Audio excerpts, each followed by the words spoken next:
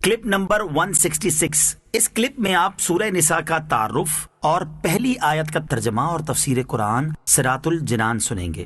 سورہ نساء کا تعارف۔ مقام نزول۔ سورہ نساء مدینہ منورہ میں نازل ہوئی ہے۔ آیات، کلمات اور حروف کی تعداد، اس میں 24 رکوع، 176 آیتیں، 3045 کلمے اور 16030 حروف ہیں۔ نساء نام رکھنے کی وجہ، عربی میں عورتوں کو نساء کہتے ہیں اور اس صورت میں بکثرت وہ احکام بیان کیے گئے ہیں جن کا تعلق عورتوں کے ساتھ ہے، اس لیے اسے سورہ نساء کہتے ہیں۔ سورہ نساء کے فضائل۔ سورہ نساء کی ایک آیت مبارکہ کے بارے میں حضرت عبداللہ بن مسعود رضی اللہ تعالی عنہ فرماتے ہیں کہ نبی کریم علیہ الصلوۃ والسلام نے مجھ سے ارشاد فرمایا، مجھے قرآن مجید پڑھ کر سناؤ۔ میں نے عرض کی، یا رسول اللہ صلی اللہ تعالی علیہ وآلہ وسلم، میں آپ کو پڑھ کر سناؤں حالانکہ یہ تو آپ پر نازل فرمایا گیا ہے؟ ارشاد فرمایا، ہاں تم پڑھ کر سناؤ۔ چنانچہ میں نے سورہ نساء پڑھی حتیٰ کہ جب میں اس آیت پر پہنچا، فَكَيْفَ إِذَا جِئْنَا مِن كُلِّ أُمَّةٍ بِشَهِيدٍ وَجِئْنَا بِكَ عَلَى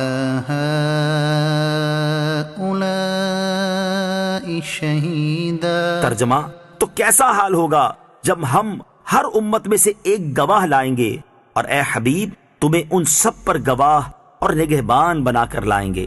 تو آپ علیہ الصلوۃ والسلام نے ارشاد فرمایا، بس کرو، اب تمہارے لیے یہی کافی ہے۔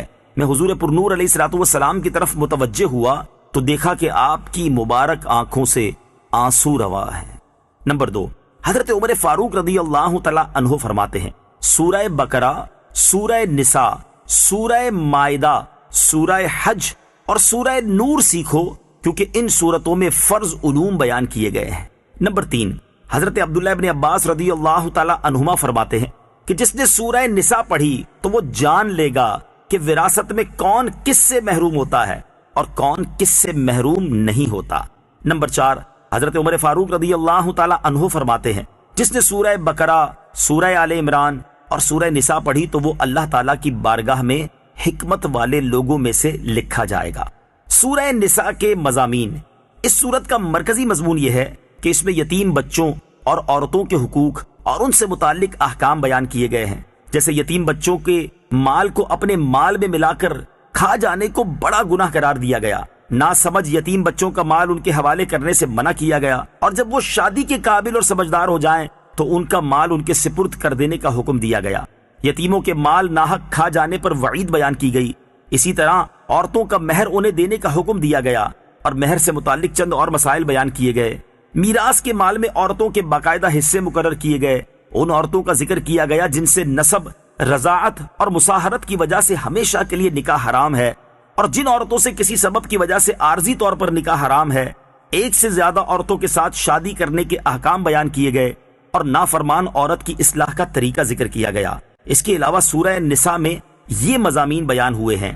نمبر 1، والدین، رشتہ داروں، یتیموں، مسکینوں، قریبی اور دور کے پڑوسیوں، مسافروں اور لونڈی غلاموں کے ساتھ حسن سلوک اور بھلائی کرنے کا حکم دیا گیا۔ نمبر 2، میراث کے احکام تفصیل کے ساتھ بیان کیے گئے۔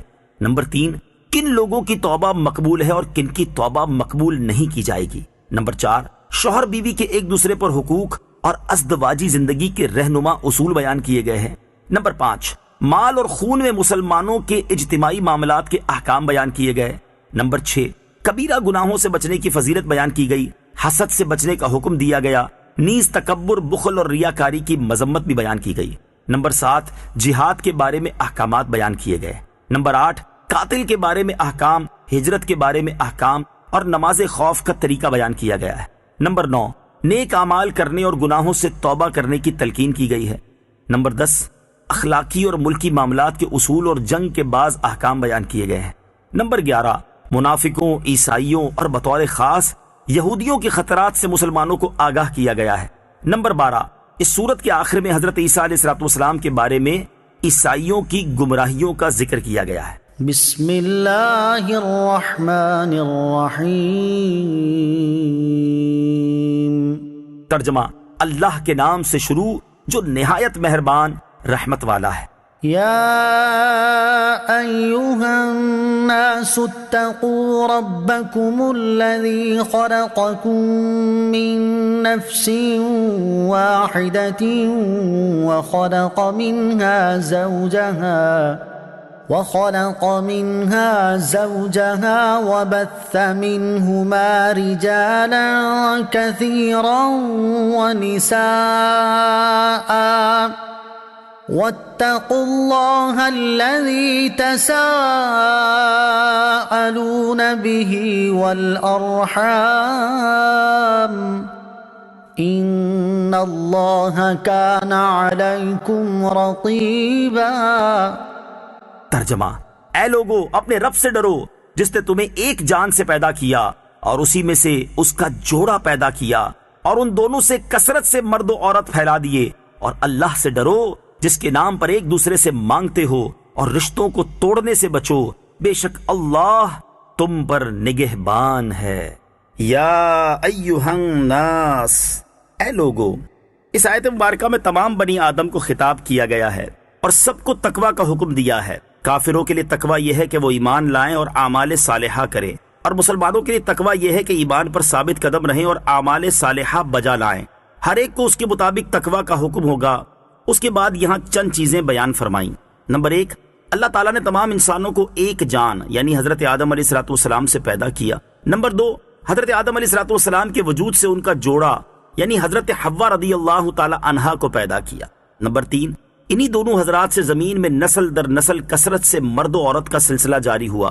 نمبر 4، چونکہ نسل انسانی کے پھیلنے سے باہم ظلم اور حق تلفی کا سلسلہ بھی شروع ہوا، لہذا خوف خدا کا حکم دیا گیا تاکہ ظلم سے بچیں، اور چونکہ ظلم کی ایک صورت اور بدتر صورت رشتہ داروں سے قطع تعلقی ہے، لہذا اس سے بچنے کا حکم دیا۔